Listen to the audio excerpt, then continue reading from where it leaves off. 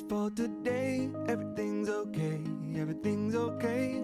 Never comes again, another day like yesterday. Just for today, everything's okay, everything's okay.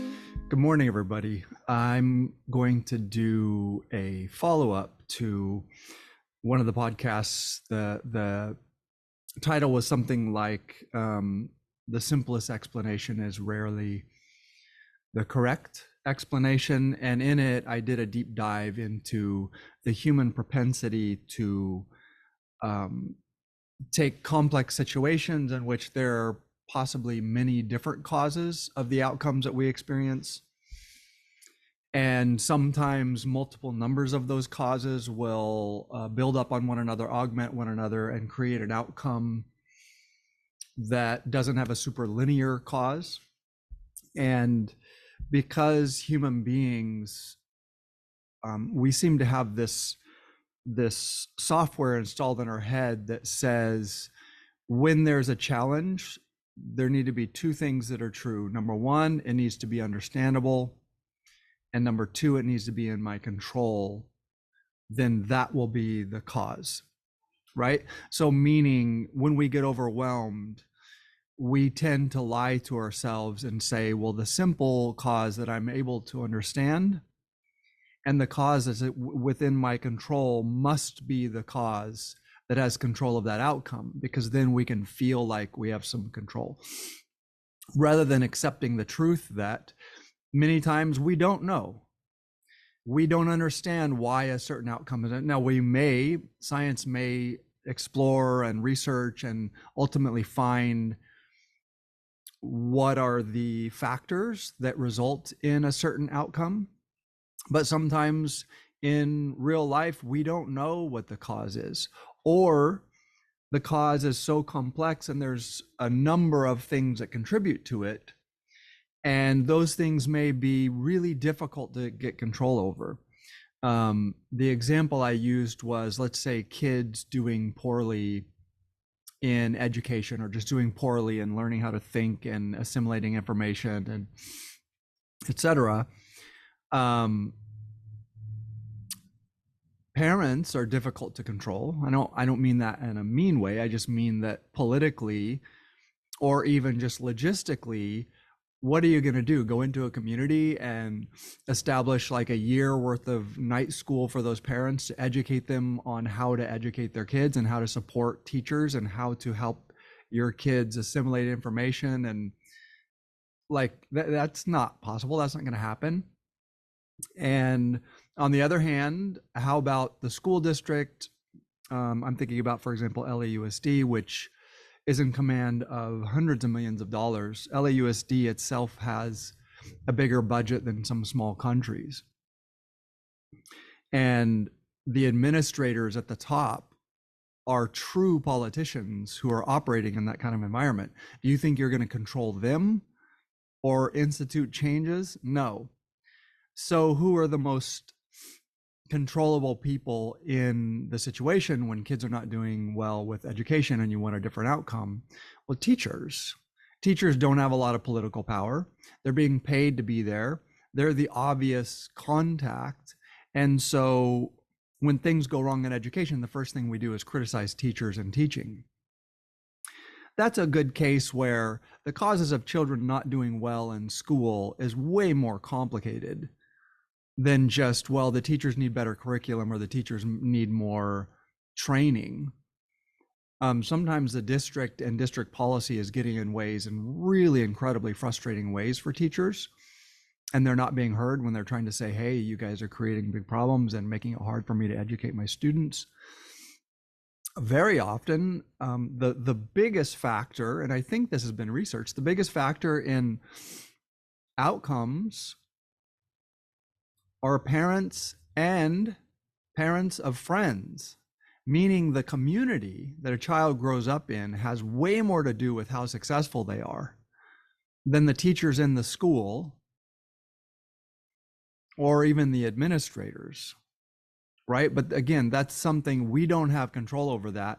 And anybody who attempted to hold parents responsible and to affect change by getting some leverage there, it would be political suicide, because parents are not going to have it. They're right, unless you could truly sell it in a way that seems supportive and respectful. So that's sort of a recap of what that podcast was, right? The human propensity to believe that the simplest explanation or the simplest cause, as well as the cause that is within our control, people just go, well, that has to be the cause, because we want to believe it. We don't want to accept that there are many times in the world that the cause is way more complex and we don't have much control over it, or that we don't even understand what the cause is yet. So this came up recently in a session when I was asked why parents, maybe even parents who seem loving, would take a neglected or abused child and blame the child and gaslight the child, convince the child that they're just too sensitive and they complain too much and it really is fine. Or why in schools, when a child is being bullied, it's far more common that teachers and administrators, when people are even willing to address it, when teachers and administrators address it, they will often do it by taking the victim and trying to educate them, on setting boundaries and on how to respond to a bully, rather than going, no, go address the bully, right? But that's difficult, because a child who's a bully, something's going on there for them. They're very often are going to be parents with inappropriate behaviors or inappropriate boundaries who don't give a crap what school administrators or teachers say. Very often a child who's a bully will have a parent who's proud of them being a bully, or a child who's a bully will have a parent who bullies that child. Ask Child Protective Services how difficult it is to intercede with parents who mistreat their children. And so school administrators and teachers instinctively are going to shy away from addressing why a child would be a bully, and they're going to put the pressure and the burden, the onus of the responsibility on the victim, right? And so as I was responding to this client, I realized that, because I get very angry when I see victims being blamed or being held responsible, having the weight put on them, and because I make a moral judgment in that situation, which I entitle myself to do as a human being. Pardon me, guys. Plugged nose. Because I have a moral judgment and because it makes me angry, I realized that I was not making the connection that my somewhat like logical scientific evaluation of the human propensity to believe the simplest and the most controllable cause is the primary cause, that is exactly the explanation for why victims of things that are very disturbing get blamed over and over and over, or get dismissed or get buried by society over and over and over, for exactly the same reason. As human beings, we've learned enough empathy and we've paid enough lip service to the idea of the strength of a society being able to deal with inequity, injustices, abuses, cruelty within our society is a sign of how advanced we are. And so we pay lip service to establishing systems to support victims and attempting to make society more unjust, or sorry, less unjust. But the truth is, it's just lip service. As a therapist and also as someone who experienced it as a victim,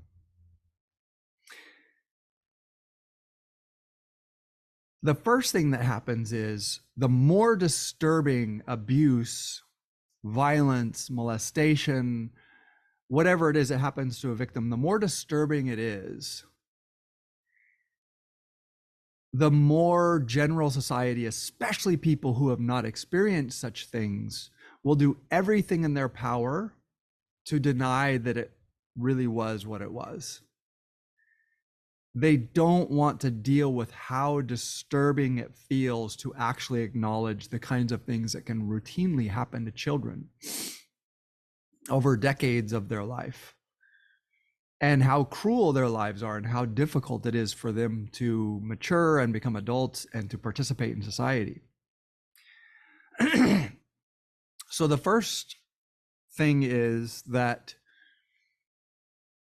say it's a parent, when another parent, when their spouse is abusing their own child, or it's a parent who has a child who's been molested by someone else, a neighbor or an uncle or whatever, people think like, oh my God, like if that parent knew. But again, hold in context that information that if it feels really disturbing, the first instinct for all humans is to go, well, it wasn't really that, or that didn't really happen. Which means that when their child displays behaviors that a therapist, a well-trained therapist, knows are indicators that this child is being abused, has been abused, that there's some real somatic disturbances, there's some real disturbances about the way this child relates to their own body, something happened to that child. Even their own parent will blame and pathologize the child. Because it's too disturbing to go, wow, something really bad must have happened. That thing on the screen is so annoying, and because I'm super busy, I've never figured out how to turn it off. So when I do thumbs up and when I do this, sometimes bubbles, whatever. I'll figure it out, guys, at some point. People feel really disturbed, but B, again, the human propensity to control the thing that's easily controlled, to assign blame and cause to the thing that is controllable, is disturbing. How infantile this is, and how deeply mired in it we are, that we will not even acknowledge. And the people who are whistleblowers are like, oh my God, what are you doing? Like, how could you put this on a child? We attack them. We attack the whistleblowers. We attack people who hold parents and society and teachers responsible, but we will blame and attack children who are molested or bullied or abused or neglected. And so, holding in context again, that when people feel super disturbed with what's happening, our first move is to go, well, it's not happening. This child is just acting out and they just have issues. So we're going to blame the child. And the second reason goes back to that other podcast. Let's say you're a teacher and you see a child who just seems super hyperactive and constantly moving and wiggling and hitting other students and just unmanageable, just miserable, obnoxious presence to have in class. It's super easy to just be like, oh man, I got one of those.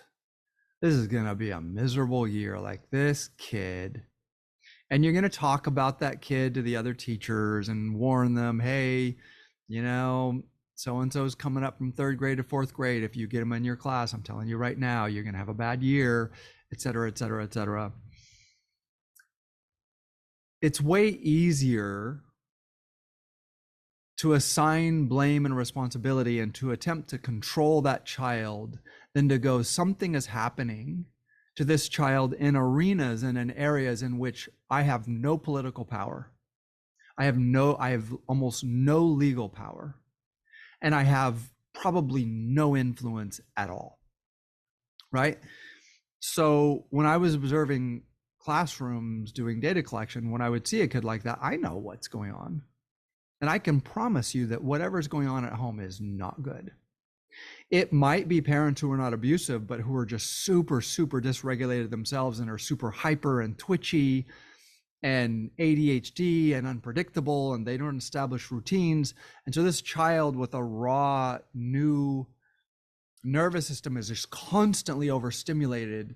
And the only way that child can get control and feel any kind of autonomy is to actually institute their own hyperness and to drive it even faster and harder. Because then at least, right, if someone's like, imagine this image, if someone's like pushing you from behind going, go faster, go faster, go faster, go faster, and you're a child and you don't have any control, you can't turn around and go, knock it off, leave me alone, I want to go the pace I want to. Well, you're a child, you can't do that, right? So the only thing you can do to get control is to go faster than their pushing hand. Children do that with parents who are not overtly abusive, but they themselves are highly dysregulated and overwhelmed and overstimulated and just constantly sort of chaotic, and they don't clean up, and they're always kind of rushing, and they're not organized, and they're all getting, oh, hurry up, like, whoa, we're gonna be late for. So they're doing this to their child all the time. At the very least, that's happening at home. At the worst, that child may be being bullied. Every time they engage a task, they may have a parent who's like, what are you doing? Why are you doing that way? You don't know. Like frustration and anger being directed at them because they're just a child and they don't know how to do stuff. You know, every time they spill something, like, oh my God, like, what's wrong with you? I have to clean that up again, right? This child is experiencing these things that are so threatening to a child, and they're experiencing it relentlessly. So that's happening, or the child is being hit randomly by a parent who's random and chaotic and has anger issues, or the child's being molested and they don't have control of their own body. And their way to get control of all of these disturbing feelings that they feel, the grossness and the shame and the feelings that get built into their body when they're being touched and hurt in ways that they don't want to, they're going to ramp up to a super high level of energy, and they're going to keep everything going the other way. They're going to put out so much obnoxious energy that nothing ever gets to come in.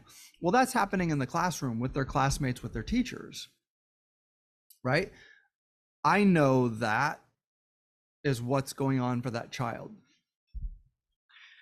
And this, again, is a case where society is like, well, it's easier for us to believe that some people are just born with ADD and ADHD. It's complete bullshit. There are people born with more sensitive nervous systems. I have one. I was obnoxiously hyper. It wasn't because I was born with a sensitive nervous system. It's because there were a relentless amount of really abusive things happening that I was doing everything I could to escape my body and to just generate energy such that nothing ever came back to me. And it was worth it to be disliked by teachers, or to have people go like, you're weird, like, get the fuck away from me. It was worth it to have that reaction rather than to risk calming down and really realizing how horrible I felt and how horrible my body felt, and to risk the vulnerability of that around people who were not going to be able to deal with that, right? So it's actually adaptive.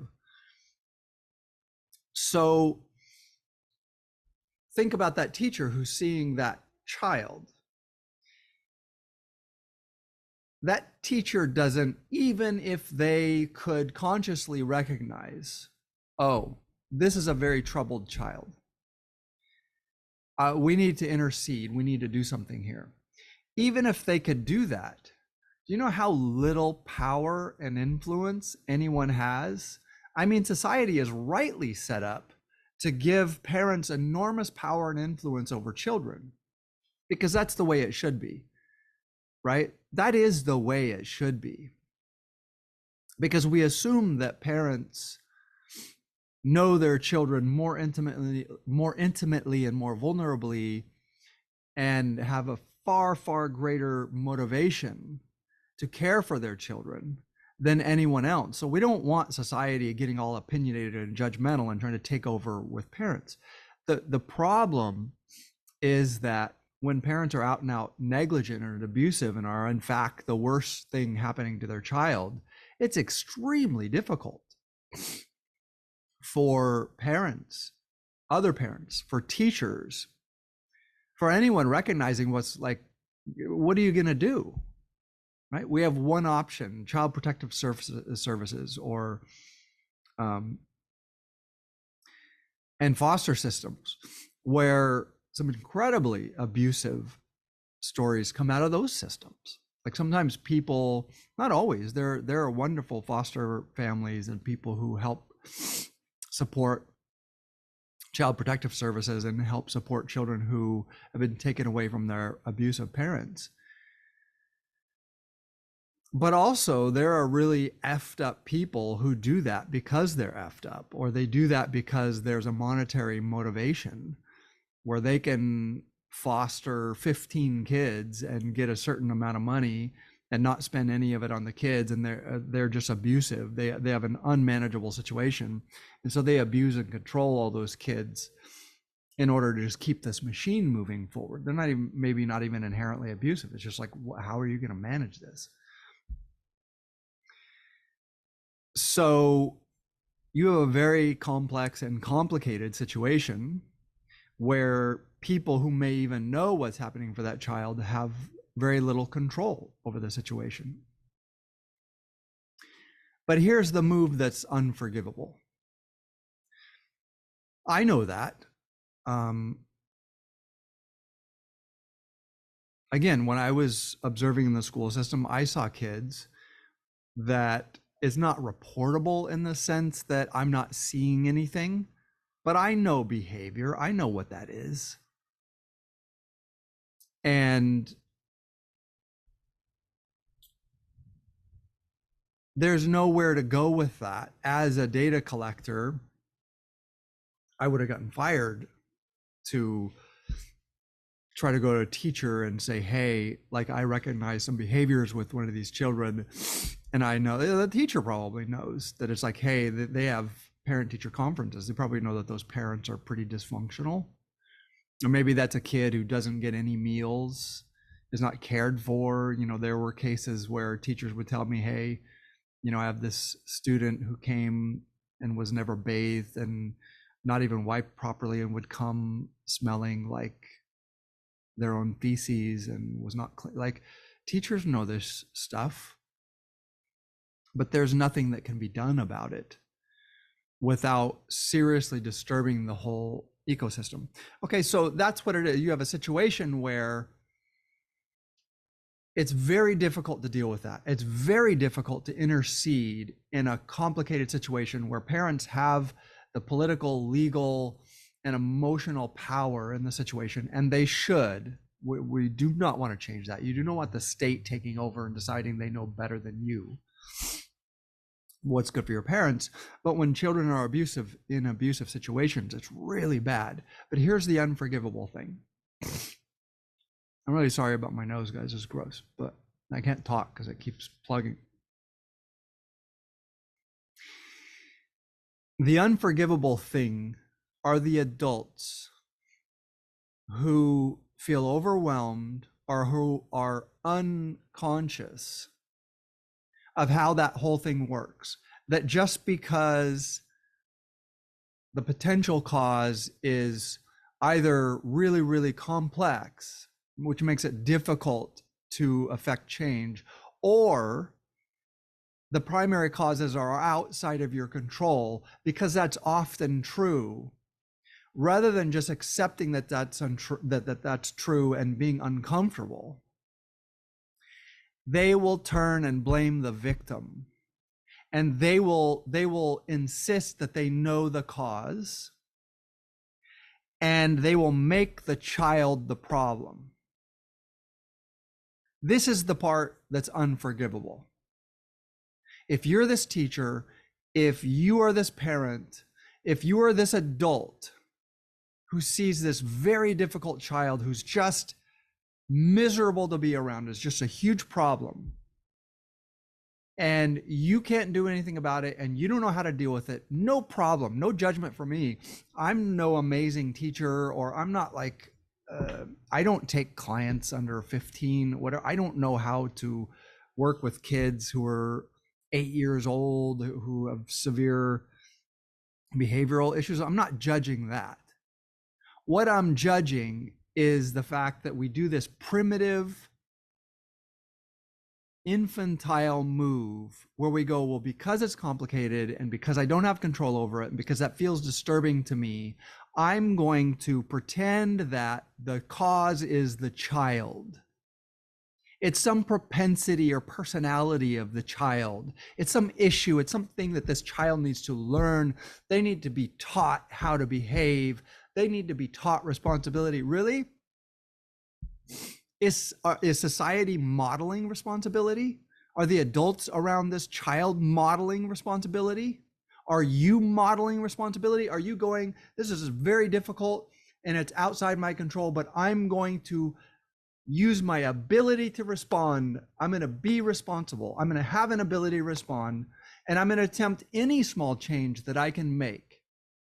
Or did you abandon your responsibility and go, child, you be responsible? How in the hell is that child going to learn to be responsible when you're not even modeling responsibility? So you see where I'm going with this thing. It started with that sort of logical talk through of this move that humans make when things are too complex and we don't have control of the cause, or there's a multiple numbers of causes, where we will go, oh, then the cause must be the simple thing that I have control over. But this is where it goes really, really badly sideways, is we still insist on blaming children and blaming victims for their coping mechanisms, for their trauma, for their difficult behaviors, for their disturbed behaviors.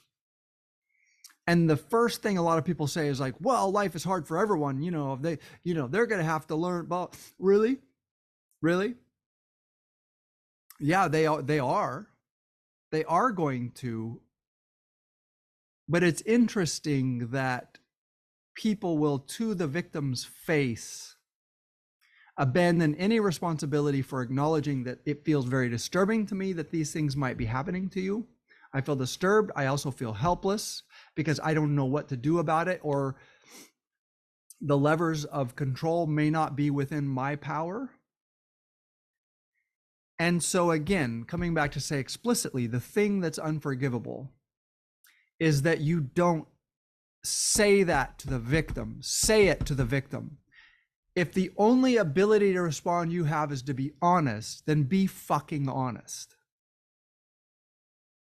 Tell that child, what's happening to you is unfair. I suspect that all of this energy that you bring and you hitting your classmates, I suspect that some things are happening to you that are really unpleasant, that hurt you, and that maybe you feel really uncomfortable. Maybe your body feels really uncomfortable. And you're a kid. You're not responsible for that. I am responsible. Your parents are responsible. Your teachers, society, these people who have grown up are responsible. And I want to be honest with you. I want to be really honest with you. It makes me sad, but I don't know what to do about it. But I do want to help you. I do want to help you regulate your nervous system, because I can't change what's hurting you, but I can help you get a little bit of relief. So you see, behaviorally, I am working with the victim, and I'm attempting to affect change with the victim. So on the surface of it, it looks like the same thing of like, well, like you're not going to the bullies, you're not going to the parents. True, you're not. But I can tell you, as a complex trauma therapist, that the greatest damage that is done to people throughout their childhood is not the abuse itself. It's not molestation. It's not beatings. It's not neglect. It was how often the abusers, as well as all of society, said, it's kind of your fault. or just said, well, we don't know what's going on, so you're the problem. So not only does the person have to deal with the pain of what's being done to them, but they're also being told, we kind of don't like you. People are not saying this, but it's being communicated to this child or young person. We kind of don't like you. You're a pain in the ass. You're a problem for us. And you need to truncate your behavior. You need to lop off your emotional limbs. You need to not only have these difficult coping mechanisms because of the pain that's being inflicted on you, but you also need to manage and suppress these coping mechanisms because they bother us. That's a problem for us. We don't give a shit about you. We're uncomfortable. You need to alter your behavior and strictly discipline your own behavior because I'm uncomfortable. And yet we're telling them to be responsible for what's happening to them. We're telling them to be responsible for what happens in their body. We're telling them as a child to be responsible for these incredibly complex things that they've never had regulation modeled. They never had appropriate behavior modeled. They've never had any adult around them take responsibility for what's happening to them.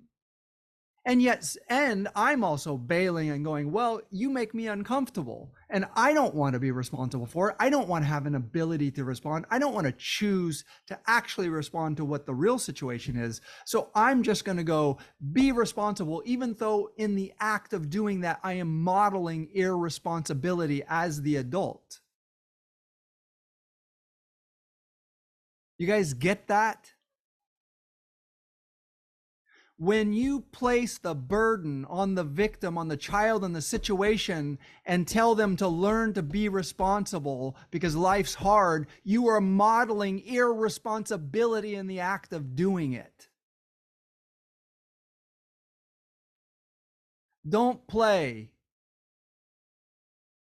Don't even play. Don't pretend that that is not what you're doing. That is what you are doing.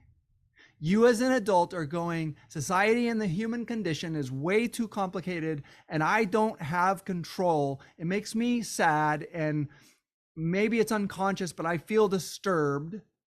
And this victim's behavior really bothers me, makes my life hard. And I don't want to take responsibility for it. So I'm going to tell an 8-year-old to take responsibility while I model refusing to take responsibility, even refusing the responsibility of just being honest.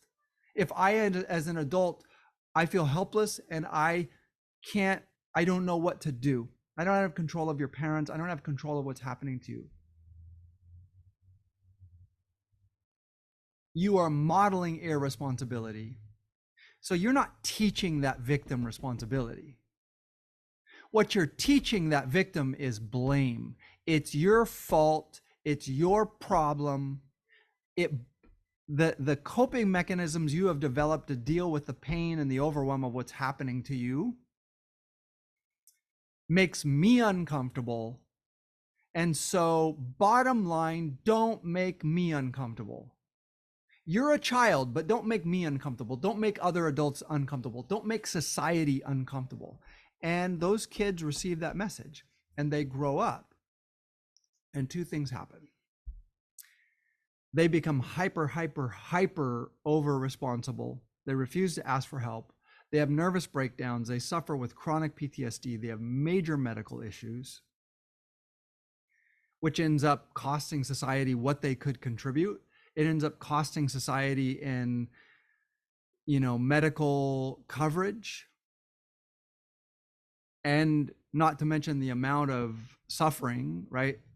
And then the other thing that happens is sometimes they become permanent victims.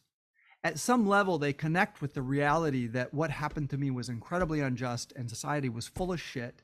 And they become angry, bitter people who view everything as their own victimization, because that was true in their childhood. In their childhood, they were truly constantly victimized by what was happening to them, by the coping mechanisms that they had come up to try to adapt to what was happening to them, and then to society going, well, you make me uncomfortable, so fuck off. I don't want to deal with it. You're the problem. So it was true. And then they become those people who compulsively cannot take responsibility for anything because they're still trying to square with how incredibly, brutally unjust their own childhood was. Even if you don't care about the victim, you better believe that society is going to pay the price for adults doing this move with children who are victims. You better believe we are going to pay the price. At the very least, in the cost of who that person could be, the contributions they could make, and at the worst, the damage that someone can do once they decide to settle into being a permanent victim and they live out of rage and a sense of injustice, compulsively live out of a sense of rage and injustice. And so when they make mistakes or they do things that are wrong or they hurt people or they abuse people, you cannot have a conversation with them. They become those parents over which you have no control. They become those parents who abuse their children and neglect their children. And then you see the behaviors in the classroom or out in public or wherever. And you're like, shit. You understand why it's so difficult to intercede in those situations because those are the parents. They were the children and now they're the parents. The ability to respond is not blame. I'm not blaming society. I'm not blaming parents. I'm not blaming teachers. What I'm saying is I'm holding you responsible if you don't start with your ability to respond starts with honesty. Own what's true. I, as an adult who's in command of the situation, doesn't have command of the situation. Whatever is going on with other adults or people in the situation where something's being inflicted on this child that they act out and it's so difficult to deal with them. I am helpless and I feel very disturbed. And my own mind, my animal, my monkey mind is going, let's just be angry at them and frustrated with them and just be like, oh my God, like they're going to have to learn someday. Really? Just be honest. Even as young as 5 or 6 years old, you can be honest with a child and say, I'm so sorry that I'm not able to stop this. And you don't deserve whatever makes you feel this way. What if this is way less than, right? This is a case where people want to believe that some kids are just born this way. That's extremely rare. But there can be developmental issues or way the nervous system develops, such there are issues that kids are just born. Being on the spectrum can sometimes be intensely uncomfortable. And the parents didn't abuse them, right? They're born in a way that their nervous system has a really hard time dealing with the amount of stimulus. And so you're going to get behaviors. But it's still something that's happening to a child that they're not responsible for.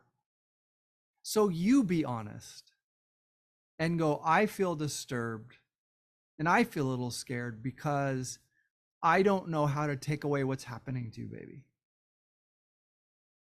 I'm sorry, but I'm going to listen to you and I understand that it's not your fault. And I'm going to help you regulate your nervous system. And I'm never going to blame you for being overwhelmed. I'm never going to blame you for what you're experiencing or what's happening to you that would result in these coping mechanisms coming up.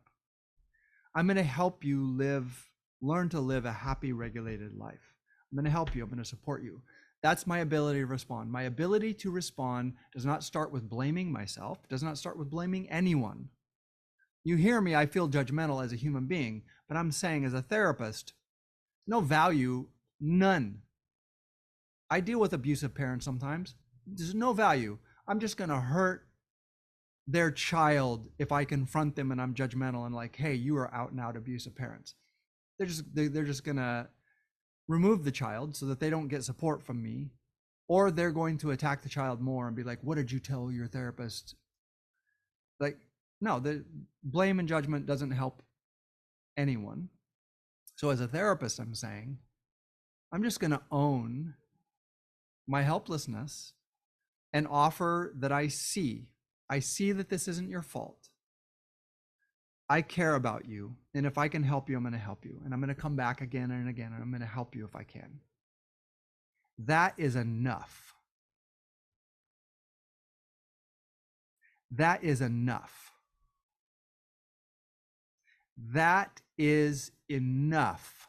To be seen and loved and understood can be enough for a child to grow up and heal and have a joyful life in which they contribute to self and others, or for them to grow up and to end their own life, or to become an addict and become a huge cost to family and society for decades, or whatever the other bad outcomes are. It can be enough for you just to be honest. I see that something's happening to you, and I don't understand it, and I don't have control, and I'm sorry that it's happening to you, but I care about you, and I'm going to help you regulate. When I tell you this, I'm saying this clinically, that when I work with people, sometimes with really horrific, like decades of horrible abuse,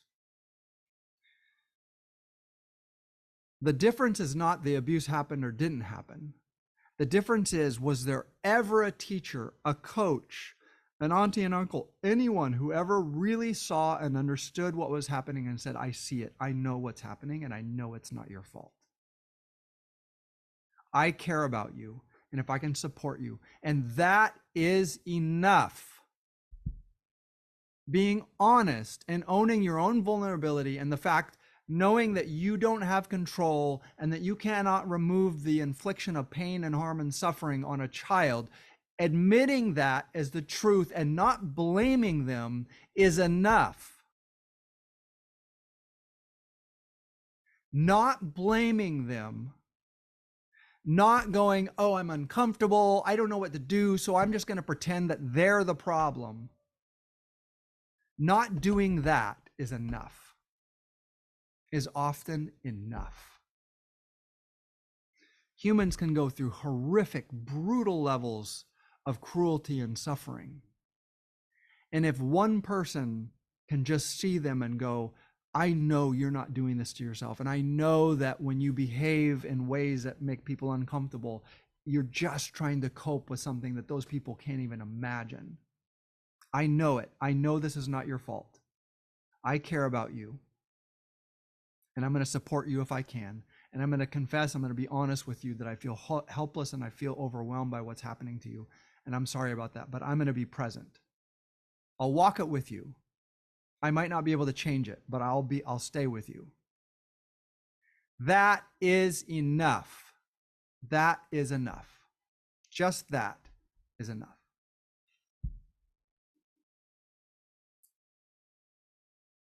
Don't be that adult who sees a child who's obnoxious and out of control. Don't be the adult who feels overwhelmed and irritated and then feels this kind of narcissistic move where we go, well, whatever's going on, they're going to have to learn about, yeah, really? Like, you're not learning. You're not being responsible. You're feeling overwhelmed by the fact that you don't have control, but you expect a child to sort it out? No, don't be that person. Just be honest. I'm just a fragile, humble human being. I don't know how to stop what's happening to you, but I know it's not your fault. If you want me to, I'll walk it with you. I'll help you regulate your nervous system. I see you. I see what's happening. I know it's not your fault. It's mine. It's society's. It's those parents. It's that bully. It's that uncle who's molesting. It's that auntie who's like, whatever it is, burning you with cigarettes.